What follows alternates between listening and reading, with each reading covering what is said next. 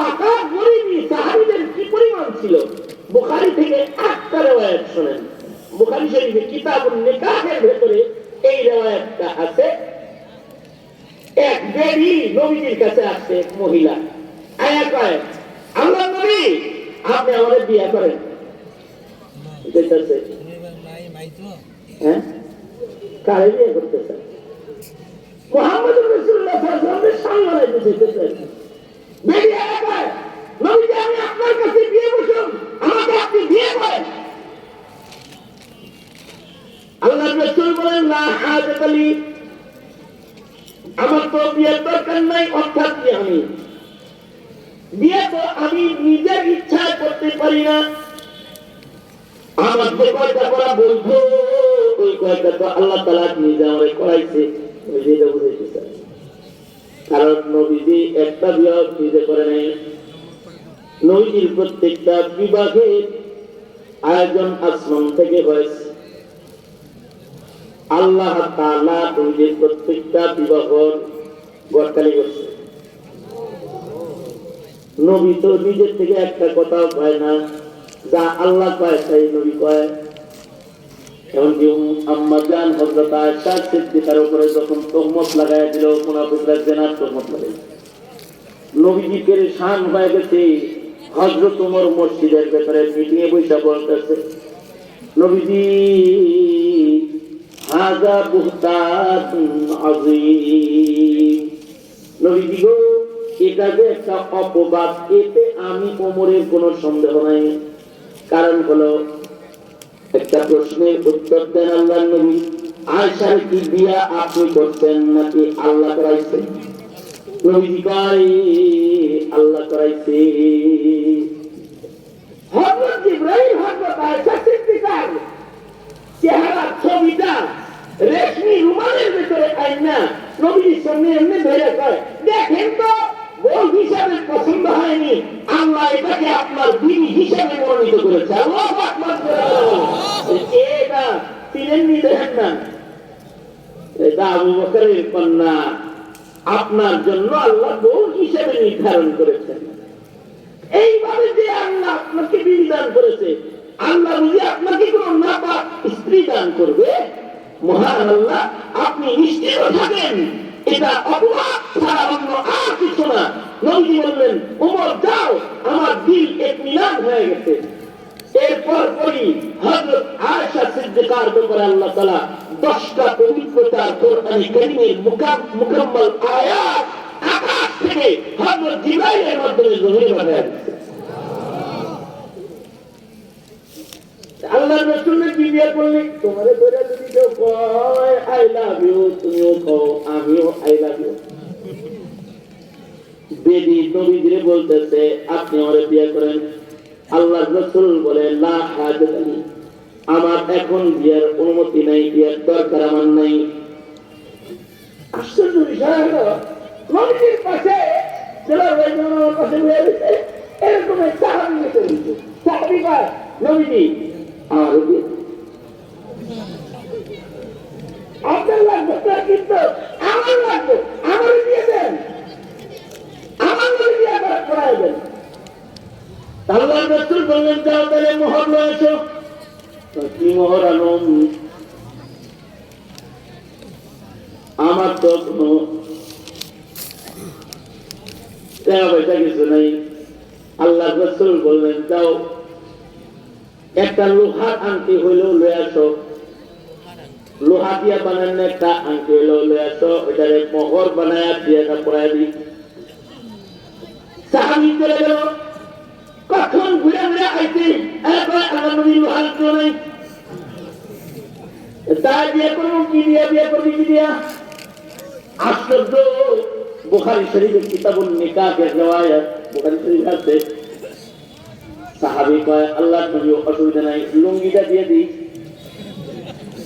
আল্লাহর রাসূল হাইটা দিছে। আল্লাহর রাসূল কয়, লুঙ্গি যদি মোহর হিসেবে বেঁধে দিয়ে দিস কি করবি?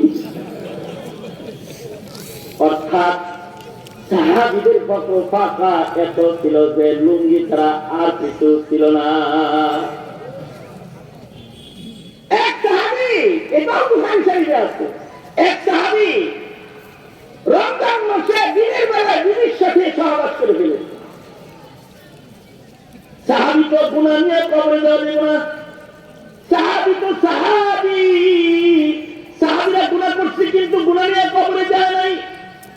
নেওয়ার জন্য পাগল হয়ে গেছে। সাহাবী আয়া করছে, আল্লাহর রাসূলের কাছে এসে বলে, ও আল্লাহর নবী, রোজা তো একটা নষ্ট করে ফেলাইছে। মনে রাখতে হবে, একটা রোজার বদলে যদি সারা জিন্দেগি কেউ রোজা রাখে, তাও যেই রোজা বরবাদ করেছে সেই রোজার সমান সারা জীবনের রোজা দিয়েও রোজা হবে না। একটা রোজার মূল্য অনেক, কারণ রোজার পুরস্কার মহান আল্লাহ নিজের হাতে দান করবে। রোজাদারকে আল্লাহ তাআলা আলাদা রায়্যান দরজা দিয়ে জান্নাত দিবে। রোজাদারকে আল্লাহ তাআলা গেটের ভিতরে জান্নাতের আলাদা একটা শরবত, যেটা রোজাদারের জন্যই বানানো হলো, এটা পান করায় জান্নাতে ঢুকাবে। কারণ বান্দা দুনিয়ার মাটির ভিতরে রোজা থেকে পিপাসার কষ্ট করেছে, তাই রায়্যান দরজায় তার পিপাসা নিবারণ করে করে আল্লাহ তাদেরকে জান্নাতে ঢুকাবে। আল্লাহ নিজে রোজাদারকে পুরস্কার দিবে। এইরকম একটা রোজার মূল্য সারা জিন্দেগির নকল রোজা দিয়ে কখনো এক ঘাটতি আদায় হয় না। সাহাবী দুনিয়া না বুঝলো, ইমান ভালো বুঝে। কামটা যেহেতু করতে গেছি না, সাহাবী এসে কয়, ও আল্লাহর নবী, একটা রোজা নষ্ট করে ফেলেছি, ডর লাগতেছি, মহান আল্লাহ যদি নারাজ হয়ে যায়, তাড়াতাড়ি করেন, এইটা কেমনে রিকভারি করতে পারি? আল্লাহর রাসূল বললেন, অপশন নাম্বার 1, 1 নাম্বার অপশন, যাও একটা গোলাম আজাদ করে দাও। একটা রোজার কাফারা হলো একটা গোলাম আজাদ করো। সাহাবী কয়, আমি গরিব মানুষ, আমার কোনো গোলাম টোলাম নাই, সহজ কিছু কোন আল্লাহর নবী, তবে কোনা রাখা যাবে না। আল্লাহর রাসূল বললেন, দ্বিতীয় অপশন হলো 60টা রোজা রাখবে, খেলাও কাফারা। এক রোজার বদলে 2 মাস রোজা রাখবি, 60 রোজা। সাহাবী কয়, হুজুর এটা একটা কথা হলো, আমি একটা রাখতে যাই 2 সালে থেকে আড়াইছি, 60টা কেমনে রাখবো? এটা আমি পারবো না, আরেকটু সহজ করে আমার এখন কেমনে মাফ করব? আল্লাহর রাসূল অপশন নাম্বার 3 খুলে দিলেন। আল্লাহর রাসূল বললেন, যাও তাহলে 60 জন মিসকিন খাওয়ালাম। সাহাবী কয়, আমি নিজেই মিসকিন খাওয়াবো কি দিয়া? অপশন নাম্বার 4 আল্লাহর রাসূল 4 নাম্বার অপশন খুলে দিলেন। ঠিক আছে, তুই যেহেতু মিসকিন নে, তোরে আমি ধনী বানাইয়া দিই। এই যে 1 বস্তা আছে, আটা আছে, খেজুর আছে, বস্তা ভরা মাল আছে, সব তোরে হাদিয়া দিয়ে দিলাম। এখন তুই মালিক হয়ে গেছস, রোজার কাফারা হিসেবে এগুলো মিসকিনদেরকে খাওয়ায় দিস। সাহাবী মাথায় বোঝা লয়ে কয়, আল্লাহর নবী, জায়গা গোটা মদিনা খুঁজা দেখছি, আমার চাইতে বড় মিসকিন গোটা মদিনায় আর কেউ নাই, এগুলো আমি মিসকিনেরই লাগবে। এটা শোনার পরে আল্লাহর রাসূল হাসিয়া দিতে, বুখারী শরীফে আছে, হাসিয়া দিতে। সাহাবী বড় চালাক, সাহাবী জানে আল্লাহ হাসছে বিদায়ী, রাসূল হাসছে, সাহাবী হাসছে চলে গেছে। হাসি মানে হলো ক্ষমা, তার মানে মহান আল্লাহ এটা আমাদের পাপ করে দিচ্ছে, জায়গায় চলে গেছে। মুসালসালাতের ভেতরে আলাদা রিওয়ায়াত একটা আছে, আল্লাহ হাসছে তাই রাসূল হাসে, কারণ রাসূল আল্লাহ না হাসলে হাসে না, রাসূল আল্লাহ না বললে বলে না, রাসূল আল্লাহ না রাগলে রাগে না। নিজের থেকে কিছু করে না। এই মহিলা বুঝা গেছে, সাহাবী তো সাহাবী, এত দরকার জান্নাত, আর কিছু দরকার তার নাই। আর কিছু দিয়ে কি করবো? জান্নাত হইতে চলে, জান্নাত হইতে, আল্লাহ হইতে, আর কিছু দরকার নেই।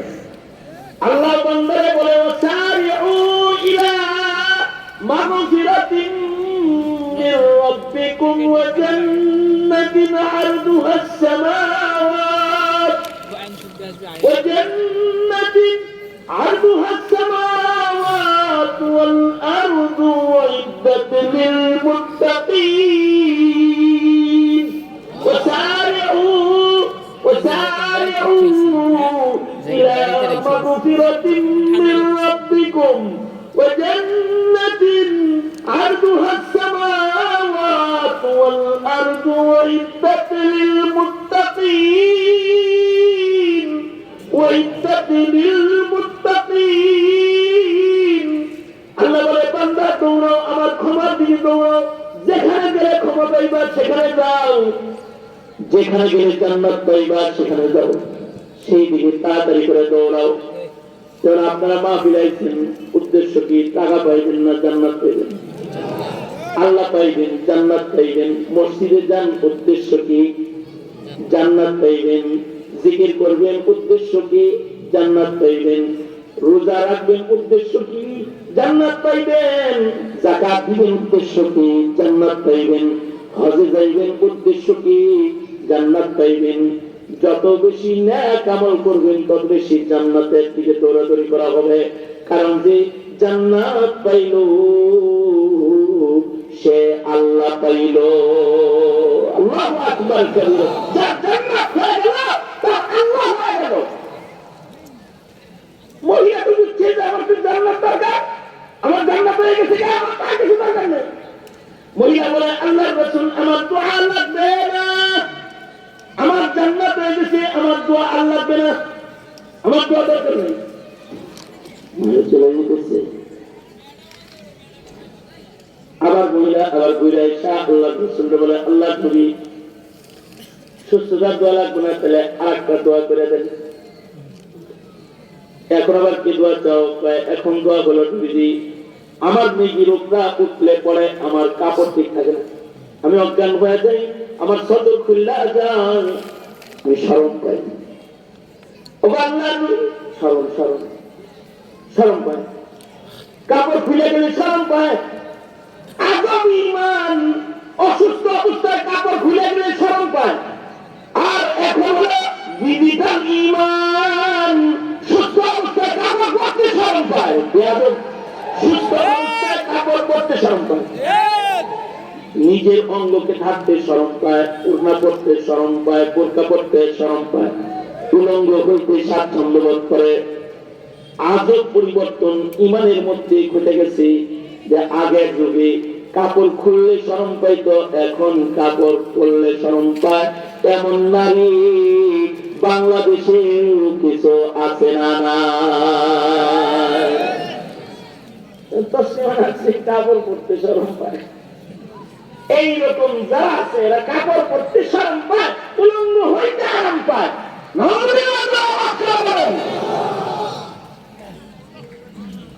মুসলমানের শরম একটা ইমান যার শরম নাই তার ইমান নাই যার শরম আছে তার ইমান আছে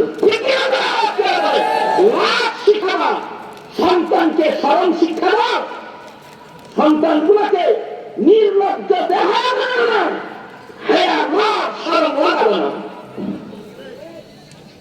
একসাথে বিয়ের আগে হাত ধরে নাচানাচি করার বেশরমগিরি সন্তানকে শিক্ষা দিও না আমরা জাগতিক শিক্ষা দিতে মনে করি না তবে নষ্টামি শিক্ষা দিতে মনে করি ইসলামী শিক্ষা দিতে মনে করি মানুষকে অপকর্ম শিক্ষা দিতে মনে করি মনে করি স্কুল কলেজের শিক্ষা আমরা মনে করি না ডাক্তার দরকার আছে ইঞ্জিনিয়ার দরকার আছে কিন্তু ডাক্তার ইঞ্জিনিয়ার বানাইতে দেয় কুত্তা কুত্তি জন্ম দিবা না কুত্তা কুত্তি বানাইতে এইটা বলি আমরা হ্যাঁ শিখাও শরম শিখাও লাভ শিখাও অবশ্যই আধুনিক শিক্ষার জরুরত রয়েছে তবে আধুনিক শিক্ষার সমর্থন করতে গিয়ে যারা তোমরা মাদ্রাসা আলেমদের বিরোধিতা করো তাদের একটা বিষয় জানা দরকার তোমার আধুনিক শিক্ষা বানায় কয়টা ডাক্তার কয়টা ইঞ্জিনিয়ার কয়টা অ্যাডভোকেট ইঞ্জিনিয়ার লাগে তার যে বাড়ি করবো বিল্ডিং আর ডাক্তার লাগে তার যার ঘরে আছে রোগী আর অ্যাডভোকেট লাগে যাকে হাসিনার মতো আমার মতো হাসিনার মামলা দিচ্ছে আমার এখন কিছু অ্যাডভোকেট লাগে কারণ আমারও মামলা আছে 10টা হাসিনা ভালো ভালো মানুষদেরকে সুন্দর সুন্দর মামলা দিয়ে গেছে আমার বিরুদ্ধে মামলা হলে আমি ককটেল মারি বাইতুল মুকাররমের উত্তর গেটে ককটেল মেরে আইয়ুবী পালিয়ে গেছে। এটা হলো মামলা। আর মামুনুল হকের মামলা হলো মালিক ছিল। এগুলো হলো মামলা। এইরকম মামলা লড়তে গিয়ে আমার অ্যাডভোকেট লাগে। আপনারা যারা মামলা আসামি তাদের অ্যাডভোকেট লাগবে। অ্যাডভোকেট তো যার মামলা আছে তার লাগে, আর ডাক্তার তো যে রুগী তার লাগে, ইঞ্জিনিয়ার হলে যে বাড়ি করবো তার লাগে, ডিজাইন করবো তার লাগে, প্রযুক্তি ব্যবহার করবে তার লাগে। কিন্তু মাদ্রাসা শাফাআতকারী পয়দা করে, যেটা টোটাল মুসলিম নেতাদের লাগবে, শাফাআত ছাড়া কেউ জান্নাতে যেতে পারবে না, কেউ জান্নাতে যেতে পারবে না। তাহলে তুমি জিজ্ঞাসা করো মাদ্রাসা কয়টা ইঞ্জিনিয়ার দিছে, কয়টা ডাক্তার দিছে, জিজ্ঞাসা করো, বেড়া তুই তো মাসালাই বুঝিস না, তোর আখিরাতের বিশ্বাসই নাই, এ কারণে তুই এই কথা বলেছিস।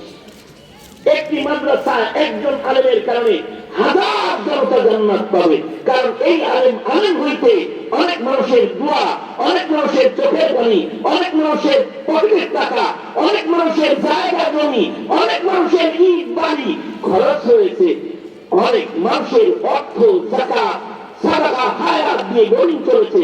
সব উসিলা দ্বারায় আল্লাহকে যা মাফ করে দিলাম, তো এর কারণে মাফ করলাম, দিনের সাথে লাগিয়ে রেখেছিলি, এই কারণে মাফ করলাম। শাফাআতটা এটা পৃথিবীর সকল মানুষের শাফাআত লাগবে। তাইলে বুঝে থাকলে বলেন তো, মাদ্রাসা শিক্ষা দরকার আছে না? আরো করে আওয়াজ করে বলেন আছে নাই? আছে নাই? দরকার আছে। আমরা জাগতিক শিক্ষা বিরোধী, আমরা স্কুল কলেজের উন্নতি চাই, কিন্তু স্কুল কলেজ ইউনিভার্সিটি নোংরামি ইসলামী পর্দাবিহীন চলাফেরাকে মুসলমানের মাটিতে আমরা দেখতে পছন্দ করি না। কেউ যদি ইসলামের খেলা কিছু বলে আমরা তার দিক টেনে ধরতেও পারি, কেউ হাত পাইলে তার হাত ভেঙে ফেলার প্রস্তুতি নিতে পারি, কেউ ইসলাম বিদ্বেষী হলে হাসিনার মতো তারাও আমরা দিতে পারি। সুতরাং দেশটা মুসলমানের দেশ, মুসলমানের দেশে, মুসলমানের দেশে ইসলামের মূল্যায়ন লাগবে কি লাগবে না? মহিলা বলে আমার কাপড় খুলে যায়,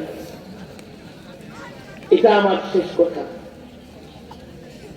মহিলা বলে আমার কাপড় খুলে যায়, আপনি আমার জন্য দোয়া করেন যেন আমার নিজের পুত্র উঠলেও আমার কাপড় যেন থেকে সরে না যায়। অর্থাৎ তার ভেতরে পর্দার আগ্রহ। আল্লাহ রাসূল দোয়া করলেন, আল্লাহ এর কাপড় যেন কখনো না খুলে। দোয়া করলেন, কি হলো? নবীর দোয়ার বরকতে এই মহিলা যতদিন বাঁচা ছিল, হ্যাঁ কাপড় ধরে রাখতে হইতো না। এদিকে লাগান, তাহলে সুবহানাল্লাহ ভালো করতে পারবেন, ডেলিভারিটা ভালো সুবহানাল্লাহ। হ্যাঁ কাপড় ধরে রাখতো না, কাপড় নিজেই তাকে আঁকড়ে ধরে রাখতো, তার কাপড় কখনো ধরতো না, খালি নবীর দোয়ার বরকতে। সুতরাং আমাদের দরকার জান্নাত। কি দরকার করে বলেন? আমাদেরকে জান্নাত দিতে। আবার রমজান আসছে, ইমান আমলের বাণিজ্যটা যেন আমাদের ভালো হয়। এক রমজান গোলামি করা 83 বছরের বেশি অধিক পরিমাণ সব কামাই করা সম্ভব। একটা রাত আছে যে রাত গোলামি করলে পরে 80 বছরের চেয়ে অধিক গোলামির সব হয়, খায়রুম মিন আলফি শাহর। সুতরাং রমজানুল মুবারকের খুব পড়েছি, কাছাকাছি চলে এসেছি। রমজানে আল্লাহর জান্নাত পাওয়ার জন্য দৌড়াদৌড়ি করবো ইনশাআল্লাহ।